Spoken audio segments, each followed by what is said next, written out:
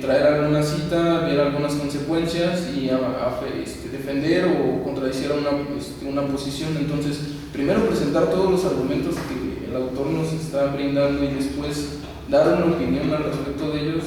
Me costó un poco de trabajo precisamente por eso, ¿no? Porque estoy habituado cada vez que veo alguna afirmación pues un tanto contundente o donde veo algún problema retórico, pues me detengo y comienzo a analizar y ver mi postura o incluso compararlo con otro autor. Bueno, a ver, nada más, es que en el punto en el que tú estás señalando aquí esto, sí afianza la posición de que quizás la única revelación posible que aceptaría Locke es la original, la revelación original, pero eso no quiere decir que esté aceptando un innatismo, ¿no? Porque la revelación original es la que Dios va a imprimir en la mente del hombre cuando ya tiene mente, ¿no? O sea, no es previa, pues, el asunto no es... es decir, ningún otro tipo de revelación, si no es la original, es aceptada, ¿no? Porque entonces sí ya no podríamos distinguir qué es ni verdadero ni falso, ¿no? Entonces ahí sí, esto sí ya me queda claro, pues, o sea, nada más, digamos, lo había descontextualizado, perdón, lo había leído como fuera de contexto, pero aquí ya, sí ya me queda claro, pues, pero entonces, pues vamos a ver a dónde llegas, ¿no? Sí, eso espero. Perdón. No se preocupe. Está bien porque igual esto no sabía igual si ponerlo entre comillas debido a la contundencia con la cual lo afirma. Pero pues bueno, ya se explicó que sí es un argumento de Locke y creo que sería mejor ponerlo entre comillas para que no hubiese... Continúo con la lectura. Aún tratándose de una revelación divina, afirma Locke, tendrá siempre pendiente una objeción, a saber, que no se podría explicar cómo fue que procedió de Dios ese generoso autor, y pone en mayúsculas, de nuestro ser, una cosa que de ser recibida como verdadera, traiga consigo la ruina y derrumbe de todos los principios y fundamentos del conocimiento que Él mismo nos ha proporcionado. No solo esto, sino que también invalidaría todas nuestras facultades, destruiría completamente la parte más excelsa de su obra, que es nuestro entendimiento, y, cito, colocará al hombre en una condición que tendrá menos luz y menos guía que las bestias destinadas a perecer. Hasta aquí la cita. Locke termina este parágrafo diciendo que si la mente humana no tiene nunca una evidencia clara de que se trate de una revelación divina, que posiblemente nunca la tenga, no tendrá fundamento para abandonar la clara evidencia de su razón. Esto es, si es así, pues ¿para qué inclusive tenemos, o por qué haríamos caso de una revelación, inclusive si se tratase de una revelación divina? Pero bueno, esa es otra consecuencia que se podría desprender de los argumentos. En el parágrafo siguiente comienza diciendo: hasta este punto, un hombre tiene derecho de recurrir a su razón y debe prestarle oído hasta en el caso de una revelación inmediata y original que se supone se le hace a él mismo. Y traigo a colación una cita. Pero, por lo que toca a todos aquellos que no pretenden ser beneficiarios de una revelación inmediata y a quienes exige que acaten y reciban las verdades que han sido reveladas a otros hombres, los cuales por tradición escrita o oral les han sido comunicadas, tienen mucha más necesidad de la razón, y es ella la única quien puede inducirnos a recibirlos. Fin de la cita. Si en verdad la razón debe guiarnos, inclusive cuando se trate de alguna revelación, ya sea a nosotros u otros hombres, esta debe guiar nuestro sentimiento ante aquellas proposiciones. Siendo esto así, el terreno de la fe y de la creencia es escaso o nulo, y la razón habría ganado el terreno que se suponía pertenecía a la fe, que son la revelación, la cuestión de la revelación. porque incluso la razón juzga o debe de juzgar las revelaciones, no la fe.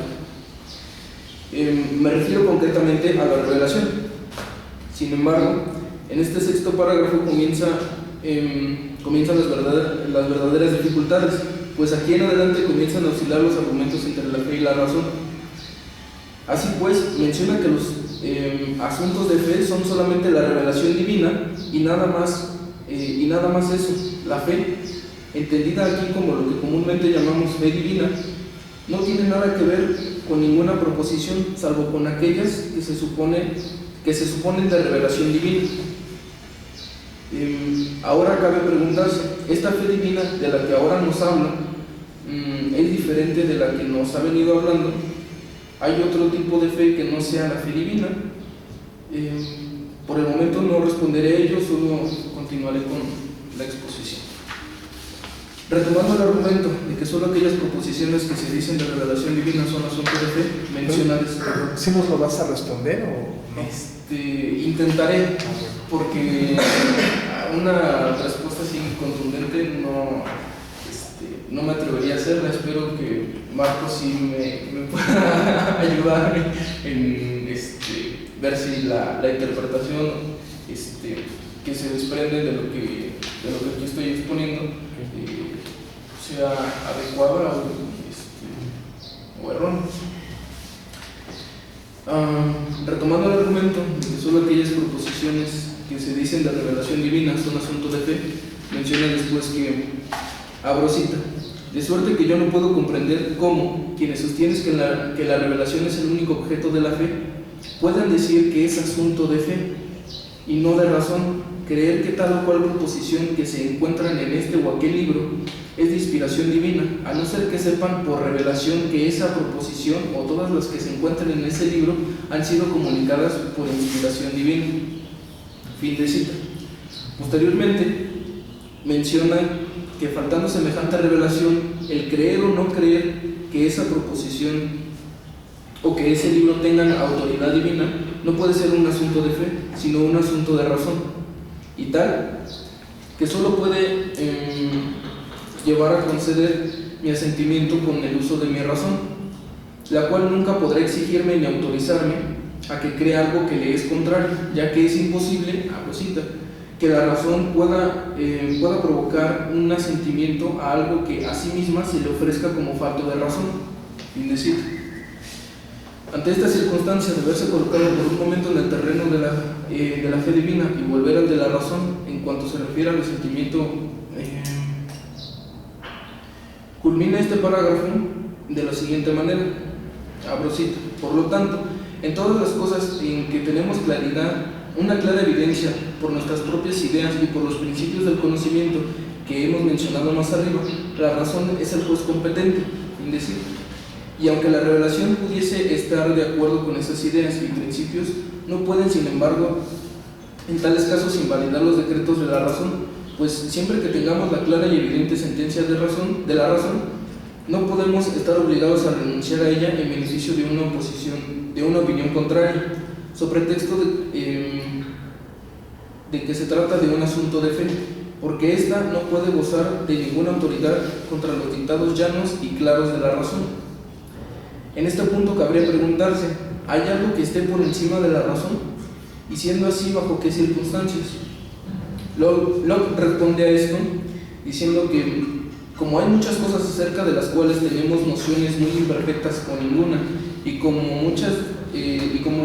hay muchas cosas de cuya existencia pasada, presente y futura, nada podemos saber haciendo uso de nuestras facultades naturales, estas cosas, puesto que están más allá del descubrimiento de nuestras facultades, si se sitúan por encima de la razón, estas cosas, cuando han sido reveladas, son el asunto propio de la fe. Así, menciona más adelante que una parte de los ángeles se haya rebelado contra Dios y que a causa de ello fueron privados de la bienaventuranza de que gozaban, y que los muertos se levantarán y volverán a vivir. Esas y otras cosas semejantes, puesto que están más allá del descubrimiento de la razón, son puramente materia de fe, y la razón nada tiene que ver en ello. Bueno, aquí hago una pequeña pausa. Aquí pues ya se ve clara la oposición entre una y otra, porque primero, cuando estaba argumentando la razón, decía pues estos ejemplos son contrarios a lo que los sentidos nos brindan. Sin embargo, si provienen de una revelación verdadera, no habría problema. Pero eso, bueno, ya lo menciono en las siguientes 2 páginas, cómo poder salvar esa contradicción. Traigo una cita: pero, puesto que Dios, al darnos la luz de la razón, no se ha atado las manos para no procurarnos cuando lo estime conveniente. La luz de la revelación, sobre la cual de aquellos asuntos acerca de los cuales nuestras facultades naturales sean capaces de determinarnos por motivos de probabilidad, la revelación, cuando le ha placido a Dios ofrecerla, debe pesar más que las conjeturas probables de la razón, así sea contrario. Porque todo cuanto Dios ha revelado es seguramente verdadero, afirma unas líneas más adelante. Andando un poco más en esto, menciona que como la mente no tiene la certeza de la verdad de aquello que no conoce con evidencia, sino que se limita a ceder ante la probabilidad que advierte, es preciso que otorgue su sentimiento a un testimonio que ella sabe que procede de quien no puede errar y no desea engañar, a saber, Dios. Sin embargo, cito: siempre es la razón a la que le toca juzgar acerca de si en verdad se trata de una revelación y sobre el significado de las palabras en que ha sido concebida. Fin de cita. De tal suerte que está obligado a considerar semejante proposición y a juzgarla como un asunto de competencia de la razón, y no a comulgar con ella, sin examen previo, como un asunto de fe, menciona Locke. Ahora bien, para ir terminando con esta primera parte, traeré a colación las conclusiones a las que el propio autor llega, y así posteriormente paso a la segunda y más breve parte de mi presentación. La primera conclusión es, estas son citas tal cuales del ensayo. La primera de ellas es: toda proposición revelada de cuya verdad la mente no sea capaz de juzgar por sus facultades y nociones naturales es puramente asunto de fe y por encima de la razón. Segunda, todas las proposiciones acerca de las cuales la mente puede llegar a determinarse y a juzgar empleando sus facultades naturales y a base de ideas naturalmente adquiridas son materia de razón, pero siempre con esta diferencia, que respecto a aquellas acerca de las cuales la mente tiene solo una evidencia incierta, no estando persuadida de su verdad, sino sobre fundamentos probables que todavía admitan la posibilidad de que lo contrario sea verdad, sin ultrajar la propia evidencia de su conocimiento y sin destruir los principios de todo razonar respecto a semejantes probables proposiciones, digo, una revelación evidente debe determinar a su valor nuestro sentimiento, aún en contra de la probabilidad. Y tercera y última conclusión: si no se mantiene la distinción entre las provincias de la fe y de la razón por medio de esos linderos, la razón no tendrá cabida alguna en asuntos de religión, y entonces no merecerá censura todas esas opiniones y ceremonias extravagantes que se advierten en las diversas religiones practicadas en el mundo. Todo esto, estas son las conclusiones. Todo esto trayendo como consecuencia, agrega ya para finalizar el capítulo, el dar rienda suelta a la fantasía y a sus naturales inclinaciones supersticiosas, pues de suerte que en la religión, que es donde más deberíamos distinguirnos de las bestias y donde más deberíamos elevarnos como criaturas racionales sobre los brutos, y donde con mayor frecuencia se exhiben los hombres como más irracionales y más insensatos que las mismas bestias. Para esto lo dice Locke, no lo digo yo. Okay. Para finalizar mi presentación, me gustaría decir que a ciertas conclusiones que pueden extraerse algunos parágrafos, como las que nos proporciona su definición de fe. En esta no le da cabida al conocimiento, únicamente al asentimiento que le otorgamos debido al crédito del proponente.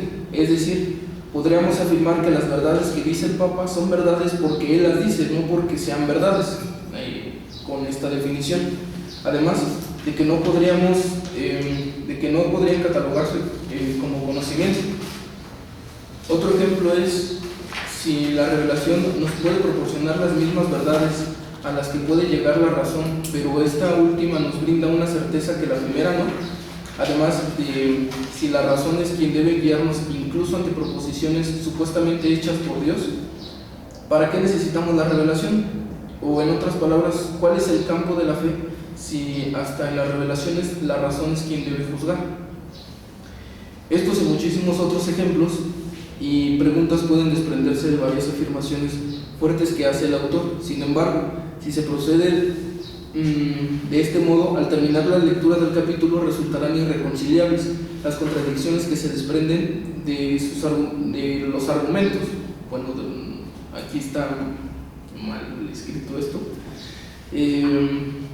De las contradicciones que se desprenden de los argumentos o de sus argumentos, más no de los argumentos propios del autor, si se le lee con paciencia y sin precipitación. Y se le lee con paciencia, con doble E.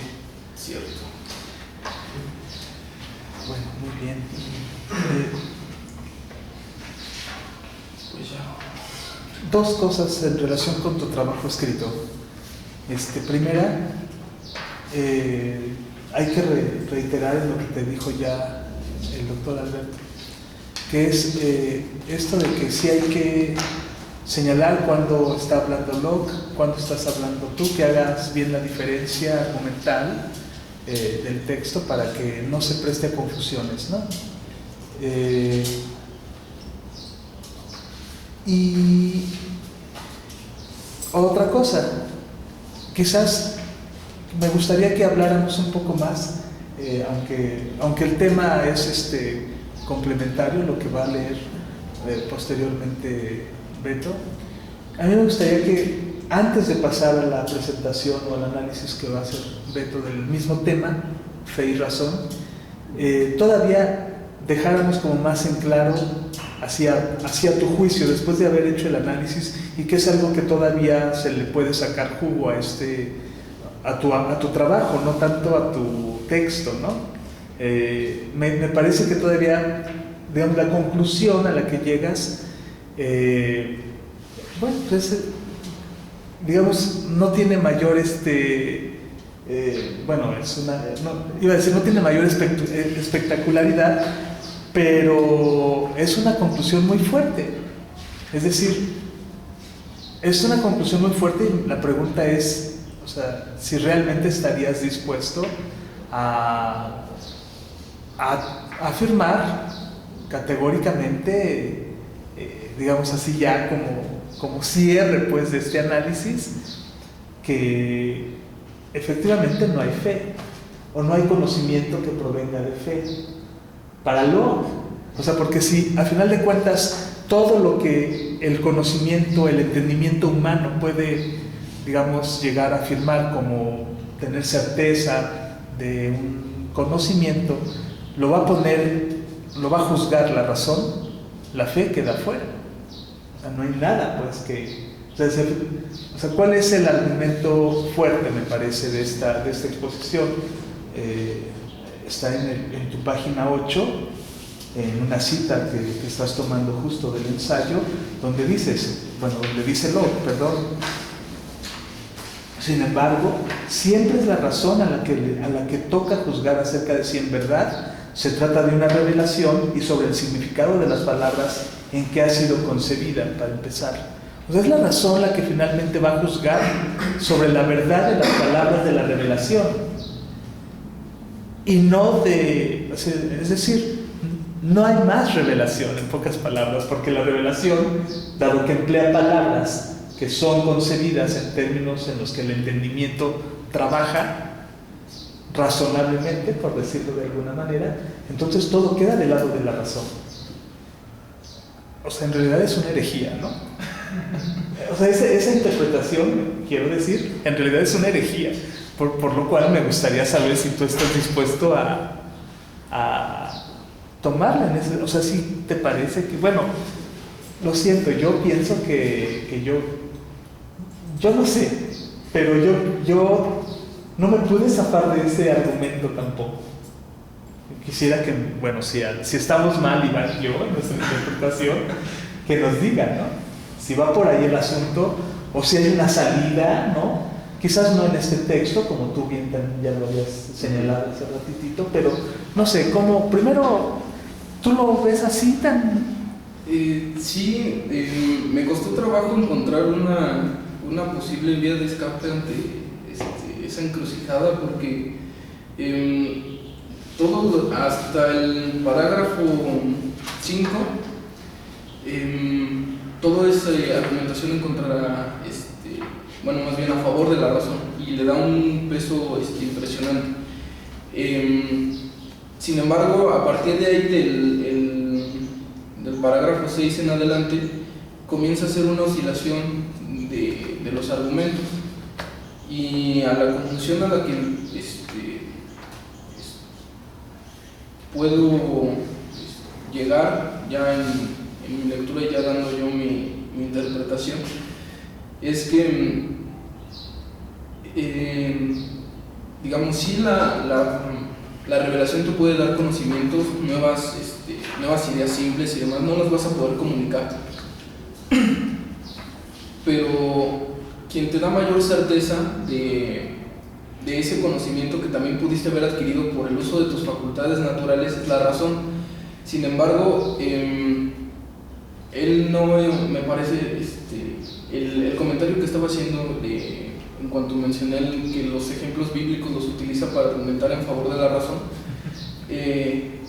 efectivamente no está desacreditando la fe, está argumentando en favor de la razón, lo cual me hace pensar, pues mientras tú creas, o sea, mientras tus creencias no tengan consecuencias prácticas, o sean, hagas ceremonias extravagantes como él lo dice, o tengas algún acto irracional en cuanto a la religión, estás, digamos, libre de creer lo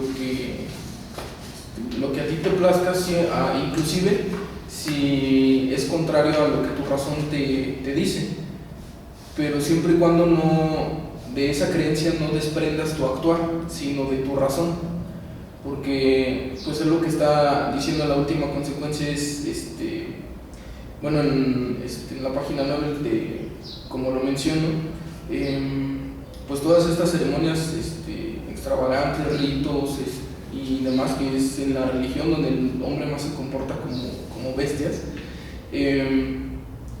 si me parece que más la excusa que está haciendo es tratar de meter la razón en las cuestiones de fe y no tanto sacar la fe por completo, más en las cuestiones de la religión natural, no sé, bueno, en este caso, como también Kant lo dice, ¿no? En que la ilustración, pues, dar un poco más de libertad en esa cuestión de religión, ¿no? De religión natural, que es a las verdades que puede llegar la mente o la razón humana por uso de sus facultades naturales, no el hombre, por el uso